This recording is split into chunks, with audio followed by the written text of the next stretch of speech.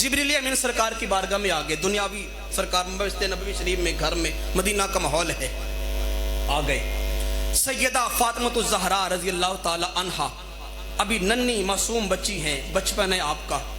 अजनबी शख्स घर में देखा, बशरी लिबास में सरकार की बारगाह में बैठा है, तो पास से गुजरने लगी तो कहा, चचा जान अस्सलामु अलैकुम।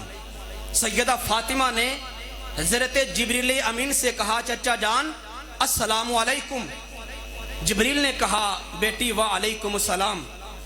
साथ ही कह दिया, बेटी फातिमा तूने मुझे चचा कहा, मैं तेरा चचा तो नहीं लगता। अगर आज सरे राह भी चचा कहा है तो चचा तो वो होता है जो उम्र में बाप से छोटा हो। उम्र में बाप से छोटा हो तो उसे चचा कहते हैं।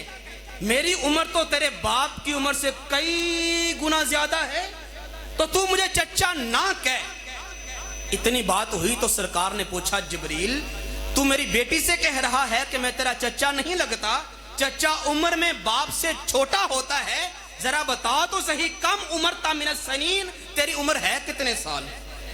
कितने साल की तेरी उम्र है? अर्ज किया कि या रसूलल्लाह लस्तु आलम, मुझे कोई इल्म ही नहीं, मैं जानता ही नहीं कि मेरी उम्र कितनी है। पूछा, जिब्रील कुछ अंदाजा तो होगा ना कि तेरी उम्र कितने हजार साल है, या कितने सदियां हैं, या कितने जमाने बीत गए? अर्ज किया कि या रसूलल्लाह और तो कुछ नहीं मालूम, इतना मुझे याद पड़ता है जब खालिक ने मेरी तखलीक फरमाई थी, जब मैंने पहली आंख खोली थी तो मेरी नजर रब्बे जुल जलाल के अर्श के पर्दों के साथ जाके टकराई थी। वो जो 70,000 पर्दे हैं, चौथे पर्दे के ऊपर जाके मेरी नजर ठहर गई। पूछा क्यों? कहा कि इसलिए कि उस पर्दे के अंदर एक खूबसूरत सितारा बड़ी आबोताब से चमक रहा था। वो सितारा चमक रहा था, उसकी चमक ऐसी कि मैं उसको देखने में ऐसा मस्त हुआ कि देखते ही देखते मुझे खड़े खड़े वहां पे 70,000 साल गुजर गए। 70,000 साल गुजर गए, उस सितारे को मैं देखता ही रहा। फिर एक वक्त ऐसा आया कि वो सितारा वहां से ओझल हो गया, मुझे नजर ना आया। मैंने बड़ा तलाश किया अर्श के पर्दों के अंदर, और मैंने लामकान के और सिदरा के पर्दों के अंदर मैंने तलाश किया, वो सितारा नजर ना आया। ढूंढते हजूर 70,000 साल फिर गुजर गए। आखिरकार वो सितारा उसी जगह पे दोबारा तलू हुआ। 70,000 साल के बाद दूसरी दफा फिर ऐसे ही चमका, फिर गुरूब हुआ, फिर चमका, फिर गुरूब हुआ, फिर चमका, फिर गुरूब हुआ। हजूर क्या कहना कि वो सितारा जो कभी 70,000 साल के बाद चमका करता था, उस सितारे को मैं जिब्रील ने 72,000 मर्तबा देखा। जो चमकता गुरूब होता उसे मैंने 72,000 मर्तबा देखा है। अंदाजा लगा लें, 70,000 को 72,000 से मल्टीप्लाई करें, जो जवाब आएगा, जो पीछे जीरोस लगेंगे, वो मैं जिब्रील की उम्र है। इसकी इतनी उम्र है तो फरमाने लगे, जिब्रील बस, जिब्रील बस, वो इतनी सी तेरी उम्र है? जिब्रील विरता हैरत में गुम। आज दुनिया के इंसान तो क्या, इसका बनाया हुआ कंप्यूटर, इसकी मशीन जवाब दे जाए। जहां पे जमीन वालों के, दुनिया वालों के आदाद खत्म हो जाते हैं, उससे आगे मेरी उम्र शुरू होती है, और ये फरमा रहे हैं कि बस इतनी सी। हजूर क्या बात समझ नहीं आई, मेरी इतनी ज्यादा उम्र और फरमाते हैं इतनी सी। सरकार ने फरमाया, जिब्रील वो सितारा जो कभी अर्शों में चमकते देखा करता था, आज अगर वो सितारा मैं तुझे दिखाऊं तो देख के पहचानेगा?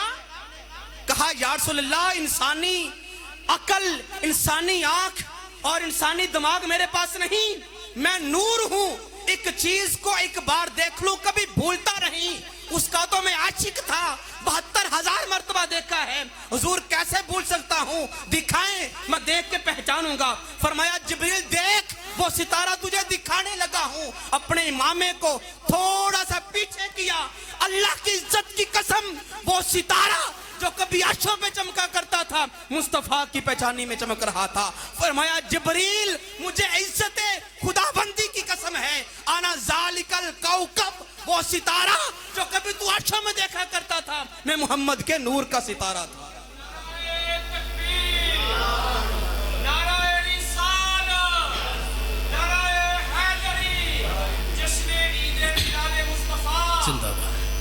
فرمایا وہ ستارہ جو تو کبھی عرشوں میں دیکھا کرتا تھا وہ ستارہ میں محمد کے نور کا ستارہ تھا.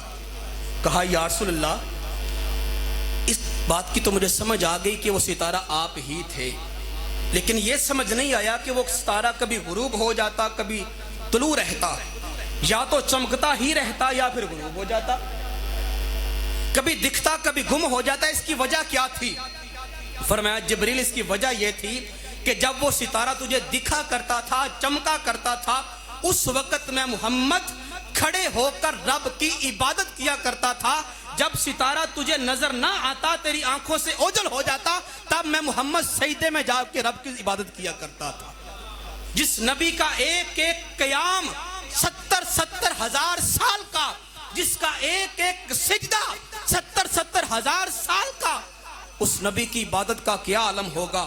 اس عبادت پر خوش ہو کر، اس تسبیحات رکوع اور سجود پر خوش ہو کر عرشوں کے اندر رب ذوالجلال نے آسمانوں میں محمد مصطفیٰ کا نام احمد رکھ دیا. احمد وہ ہوتا ہے جس نے سب سے زیادہ رب ذوالجلال کی حمد بیان کی ہو. سب سے لمبے لمبے قیام، سب سے لمبے لمبے رکوع، سب سے لمبے لمبے سجود اور سب سے زیادہ تسبیحات محمد مصطفیٰ کی ہیں، اس لیے آپ کو احمد کہا جاتا ہے.